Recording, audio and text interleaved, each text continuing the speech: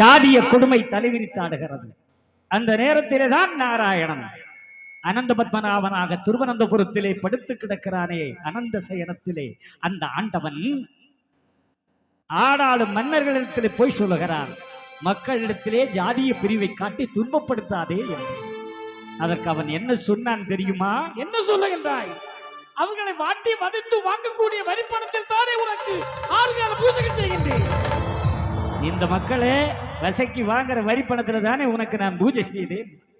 இப்ப ஆதி நாராயணன் சொன்னார், நான் கை நீட்டி படுத்து கிடக்கிறேன், நானாடா எடுத்தேன் என்று அவகிட்ட சொல்றான். அதுக்கு அவன் என்ன சொன்னான் தெரியுமா? என்ன சொல்லுகின்றாய்? இதுவரைக்கும் நான் தந்தை ஒன்று நாவிலே வைக்கவில்லை என்றால் இனியும் ஒரு கணமே இருக்க வேண்டாம், எங்கேயாவது போடா. நாம அதுதானே செய்யும். பேசும்போது ஏத்துவேன், ஏ காளியம்மா, ஏ மாரியம்மா, ஏ சுடலமாடா, ஏ இசைக்கியம்மா, ஏ நாராயணா, உனக்கு மாலை வாங்கி வச்சேனே, உனக்கு பட்டு வாங்கி போட்டேன், உனக்கு மொட்டை போட்டேனே. திருப்பதியில் போய் மொட்டையை போட்டு அவன் சொல்லுவான், உனக்கு மொட்டை போட்டேனே, அவருக்கே போட்டு போடுவான். கொஞ்சம் விட்டா கடவுளுக்கே மொட்டை போட்டுருவான். ஏன்னா அவன் கேட்கல, நாமா கொடுப்போம். பொங்க வச்சேன், படையல் வச்சேன், கடா விட்டேன், எல்லாத்தையும் தந்தேனே, ஏ கடவுளே உனக்கு கண்ணை வச்சு போச்சா? போச்சுடா. பேசுறான்ல, பேசுறான். எங்கேயாவது கிறிஸ்தவங்க அவங்க சாமியை ஏசுறாங்களா? பேச மாட்டாங்க. எங்கேயாவது இஸ்லாமியங்க அவங்க சாமியை ஏசுறாங்களா? கிடையாது. ஆனா நம்ம சாமியெல்லாம் சூடு சொரணை இல்லாத சாமி, நல்லா பேசுவான்.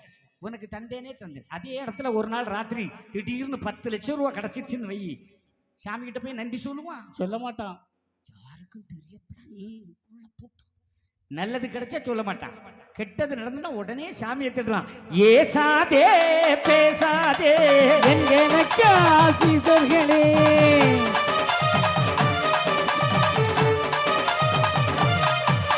சிரிப்பாரோடு நான் இருப்பேன், நகைப்பேன், நகருப்பேன்,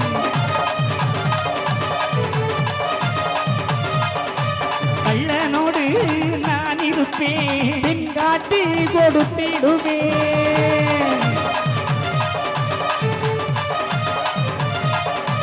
குடியிருந்து கொலைகள் செய்வேன், கொலை கழுவில் எத்திடுவேன்.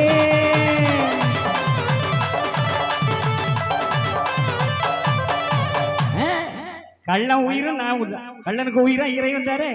ஆனா களவு செய்யறான், கூட தான் இருக்கார், ஆனா காட்டி கொடுத்து குடியிருப்பான். கொலைகாரனா வந்த கொலை செய்வான், ஆனா கொலை கழிவுல ஏத்து.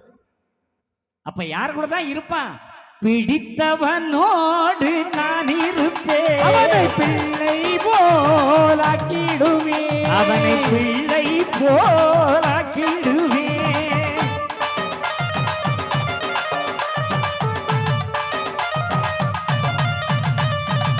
பிடிச்சவங்க கூட தான் இறைவன் இருப்பான், ஆனா மடியிலே புள்ள மாதிரி தூக்கி போடுவான். கஷ்டம்னு கவலைப்படாத, துன்பம்னு கவலைப்படாத. நீ துன்பம் துயரம் வருகின்ற பொழுது நினைத்துக்கொள், நீ இறைவனுடைய மடியிலே கிடக்கிறாய் என்பதை மட்டும் ஆணித்தரமாக நாம் ஐயா உண்டு. ஐயா கடவுள் உன்னை சோதிப்பதே கிடையாது. ஐயா யாரையும் சோதிக்கிற மாதிரி. அவன் பேரழகன். அங்க பாருங்க என்ன அழகன், எல்லா இடமும் எல்லாம் பார்த்தா நமக்கு அப்படி கண்கொள்ளா காட்சியா. சிங்கார தோப்பில் சுத்தி சுத்தி பார்த்தா ஐயா தான் நம்ம கண்ணுக்கு தெரிகிறார். அவர்கிட்ட பாடும்போது சந்தோஷமா இருக்கு. அவன் யா